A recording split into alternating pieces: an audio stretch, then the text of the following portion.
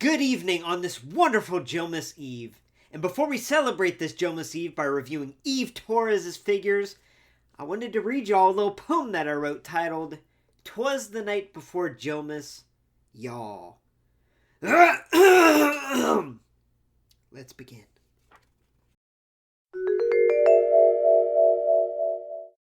"'Twas the night before Jillmas, and all through the town, not a figure was stirring. Never mind, brandy fell down.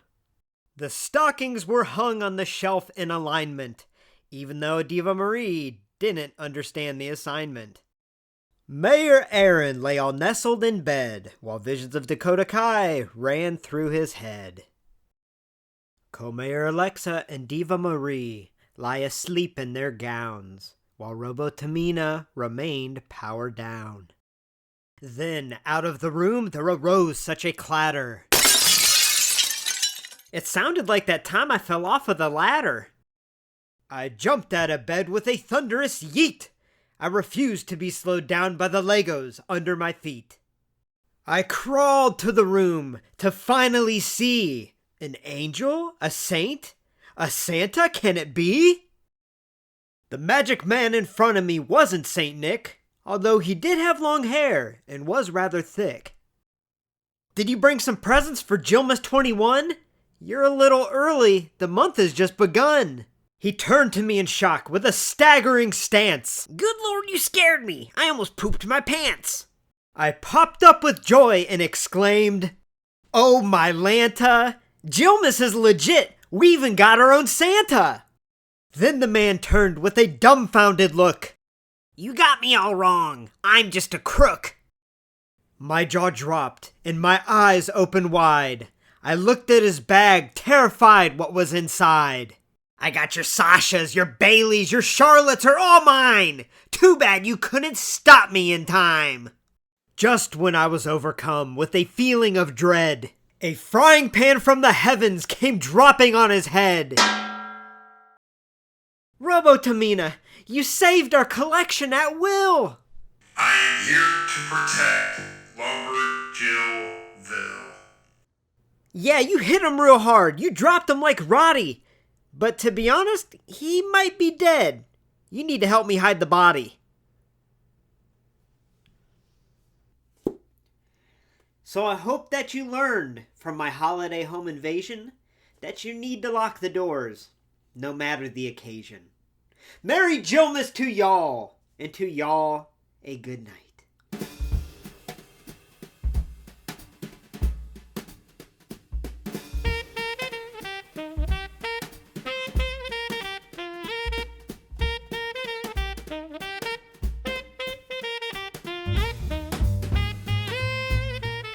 Hey y'all, welcome to LumberJillville. Women's wrestling lives here, and welcome to an exciting review of some pretty classic figures here of Eve Torres. Now, truth being told, I've really been looking for a reason to review these figures for a long time, so I figured why not during the month of Jillmas?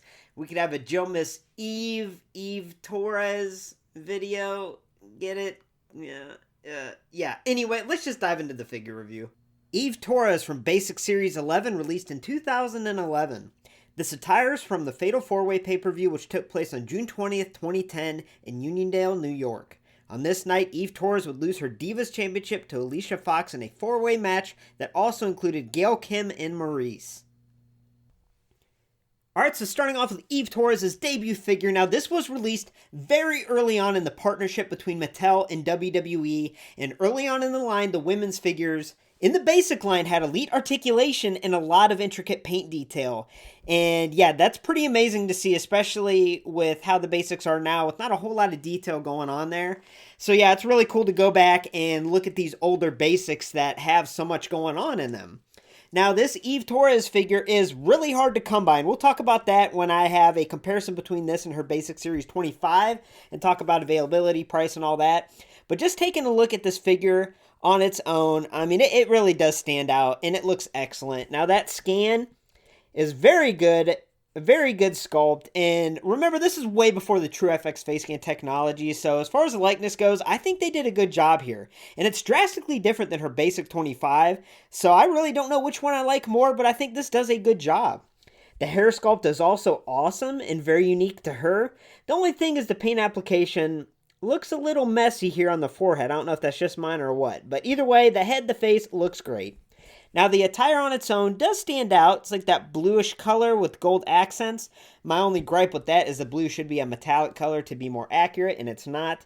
And also another gripe that I have is it is that dreaded generic bra mold that they use so many times, especially early on in the women's figures. And that sucks to see. And it's really noticeable here with that blue. So that is a little disappointing, but the gold accents do make up for it in a way because it looks great. Even in the back, you know, really intricate paint job here with the gold. It looks awesome. The bottom, we have the gold trim on those shorts there. The knee pads are that bluish color with the gold trim. And I am going to say, I looked at many of these figures online, and I did buy this loose because MOC is ridiculous in price. And we'll talk about that. But the knee pads, even on MOC ones, tend to have that gold that looks faded or dark. So if you have this figure, let me know if the gold looks that bad on yours too. And then the boots are just a gold. So yeah, this was a fine debut figure for Eve Torres. Now, she only had 2 figures released.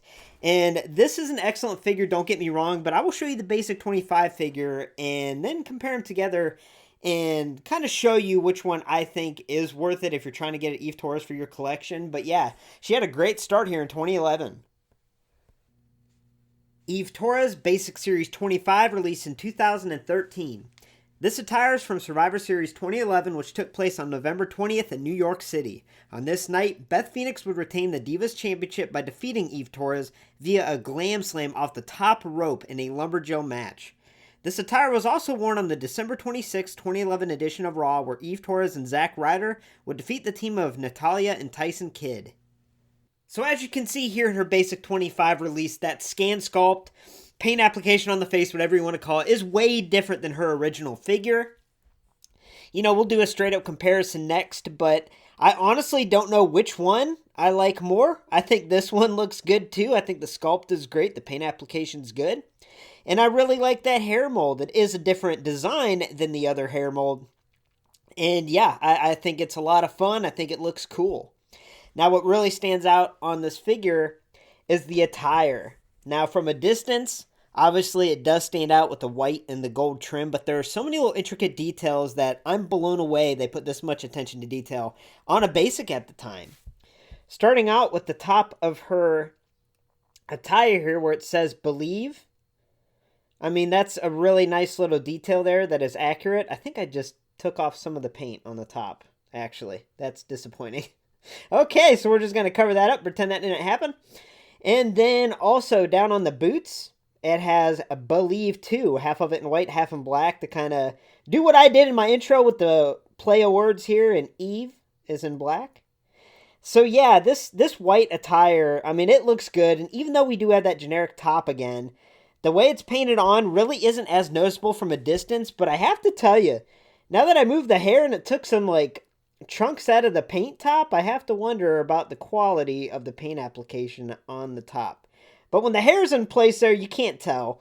But also, they do an excellent job with all the little gold intricate details. It really does make this figure pop. She has black wristbands. The knee pads here look a lot more clean as far as paint application goes than her 11. So, yeah. This Eve Torres is really cool. Now, let's do a comparison of them, and you can see them side by side.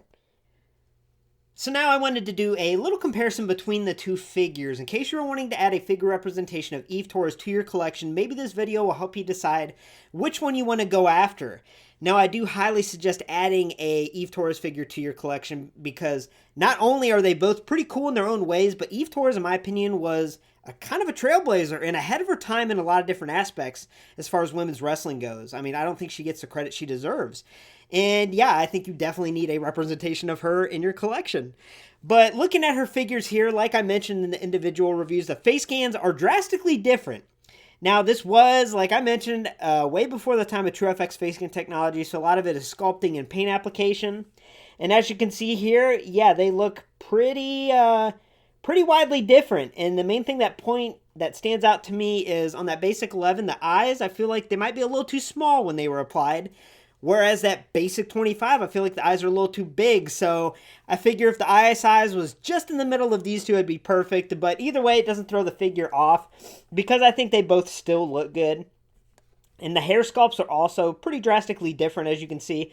This basic 11 is kind of the more signature Eve Torres hair that I think of when I think of this time period. But they both look pretty cool. And obviously, the main thing that stands out is the attires. Now, which one do I prefer? I actually prefer the white attire. It really pops and stands out more to me. Maybe it's because I'm colorblind and blues and greens don't really do a whole lot for me, but I think the white looks stunning. I think it looks great with this figure. I think it's one of the best basics in my collection, in my opinion.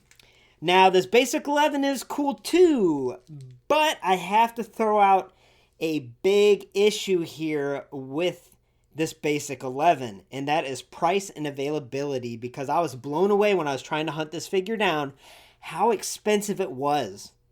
Now on eBay, the average sold listing of this basic 11 MOC is $125. There was one that was up for like $130 MOC, and it was labeled as an eBay great price, and I was like, you've got to be kidding me. So I got one in great condition loose, and I'm happy for what I spent on it. But yeah, it goes for about $125 MOC.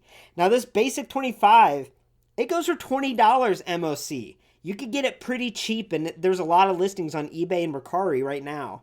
So that to me, if money is an issue like it is to most people, I would 100% go for this basic 25.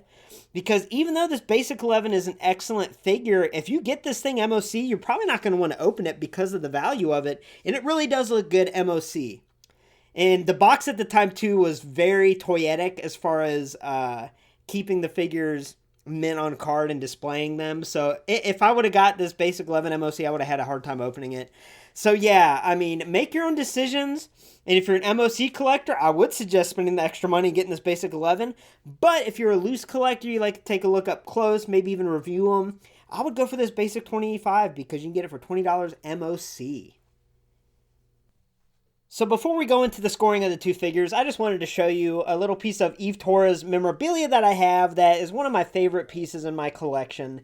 And it's because it's special for me. So I love wrestling cards. I love WWE cards, but I don't spend a whole lot of money on them because I can't. You know, I spend a lot of the budget money I have on my figures. So cards, I usually just get random packs if I can find them for a good price and just hope and pray that I pull out some kind of numbered women's cards or autographed women's cards, whatever. And this is one I pulled out when I first started kind of side collecting cards. And it was numbered out of 25. And I thought that was really cool. Now, I know it probably doesn't mean much to all you card collectors out there, but I just wanted to show it because this is special to me. And it was Eve Torres. And like I mentioned, she was so far ahead of her time. And the fact that this card has her doing the moonsault, like, I just absolutely adore this. I will never sell this, never get rid of it. It just means a lot to me. So I just wanted to share that. You know, it's Jillmas month, so I figured sharing sentimental pieces of my collection like this might be fun. But now let's get into the scores of the figures. So overall, I mean, Eve Torres' two figures are both pretty awesome in their own right. And I give them both an 8 out of 10. I think they're excellent additions. And if you want to add Eve Torres to your collection, like I said, they each have their own positives. So you can make that call on your own. Now, with that being said, thank you so much for stopping by LumberJillville. Women's Wrestling lives here for a first look at all future women's wrestling figures and tons of videos like this one, all Jillmas month long. Make sure to hit like, subscribe, and become an official resident. Now, with that being said, Merry Jillmas to y'all. Merry Jillmas. Have a good night, y'all.